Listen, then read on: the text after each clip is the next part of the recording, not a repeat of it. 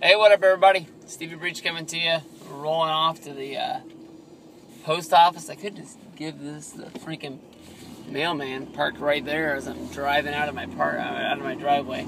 Gotta drive over and gotta pay this bill real fast. Just had a talk with my daughter about an imaginary stuffed animal, about some argument that they had. I have no clue what the hell's going on.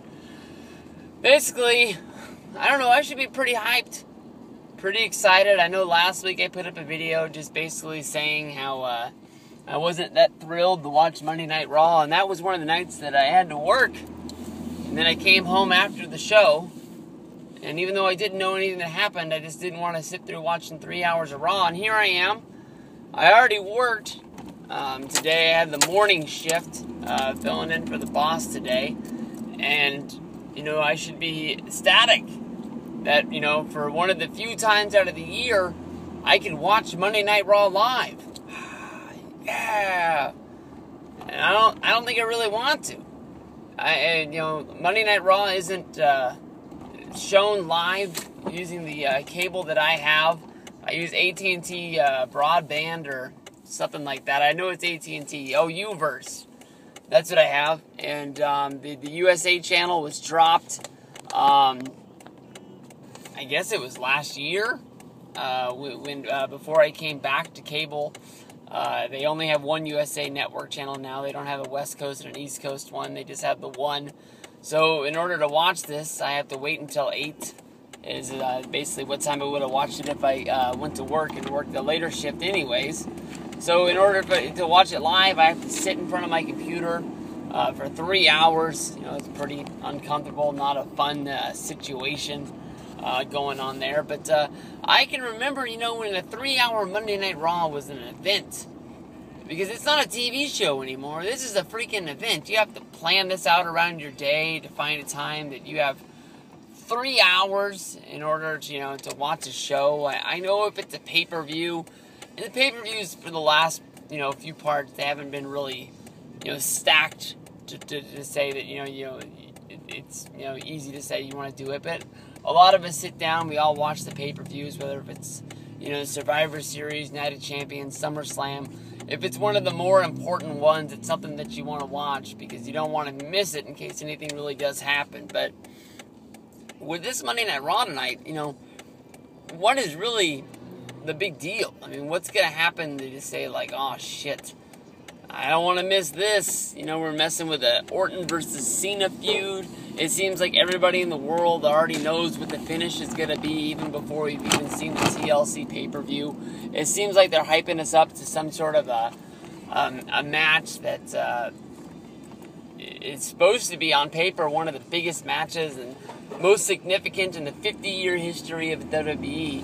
And, you know, now it sort of seems like it's just going to be like, yeah, what the fuck?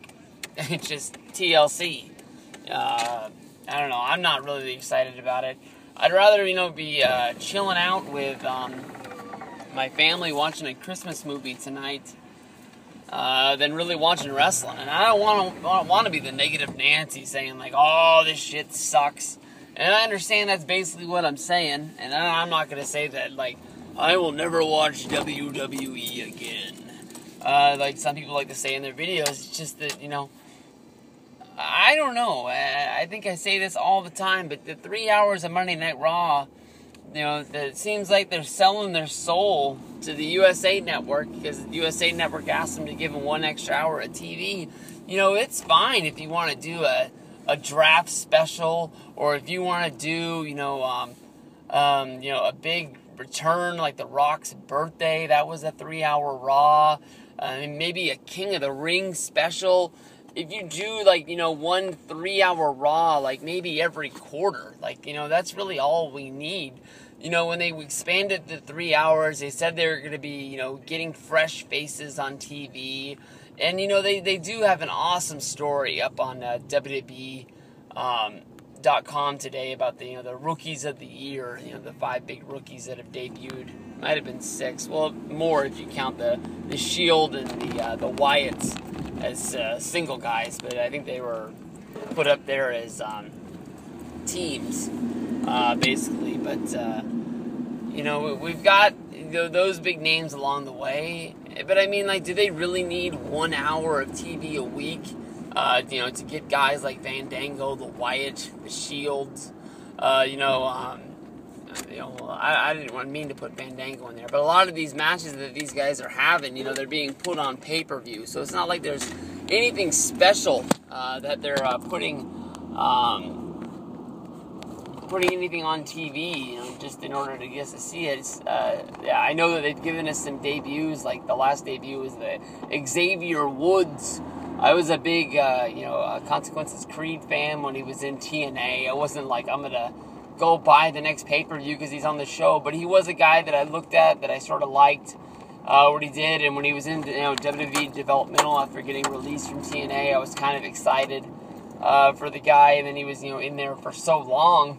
Now that he's finally put on the main roster and, basically he's just being put out there as a tag team with R-Truth. And their big, first breakout series of matches is going to be against the Dancing Fat Guys, Albert and Brodus Clay with the Funkadactyls. I mean, they're really feuding over the Funkadactyls. Are you kidding me? That's something that just does not need to be on my TV. And I understand that you have this big, NXT thing with all these guys down there, and they have their own show on Hulu, and it gets a little bit of a good buzz from people that watch that stuff and talk about it on the internet. But in the grand scape of things, this is your A show. This is Monday Night Raw. They already have their own 3 hours of TV in order to run amok over there on Hulu. It's just stupid. I think it's Vince McMahon and the WWE, they aren't really great at admitting their defeats, admitting that when they were wrong. I know that they've killed off some big things like the XFL and some stuff like that, but I remember when Triple H said that the Raw Super Show was dead, and that was a thing that only lasted for a period of time, and at least they killed off the Super Show name because it wasn't getting over and nobody cared about it. But to me, honestly, I think you go to USA, you say that we're a stronger show, we're worth more to you at 2 hours than we are to 3. No, you say 2 hours, but it's really 2 hours and 15, 2 hours and 20 minutes a lot of times. But just kill this off. I know that none of us are really big stockholders. There are a few people out there like myself who own one share. We're not really making anything off our dividend for the money that WWE brings in. But I just don't really see that the money that they're getting paid for this 3-hour Raw is helping them more than it's hurting them. It's turning off more people from watching wrestling. I think more people get in the funk just like me, where they just don't want to sit through 3 hours of wrestling. 2 hours, I can make time for that. Even if I don't have to watch it when it's first on, but it just scares me off that, I have a little bit of time to watch TV right now. What am I going to watch? Am I going to watch a 30-minute, sitcom that I recorded off the DVR? Or am I going to try and sit down and try and go through a whole 3 hours of Monday Night Raw before I fall asleep? It just doesn't work for me. I don't know what I'll be doing tonight, but I'm not looking forward to watching Monday Night Raw if that is what I'm doing.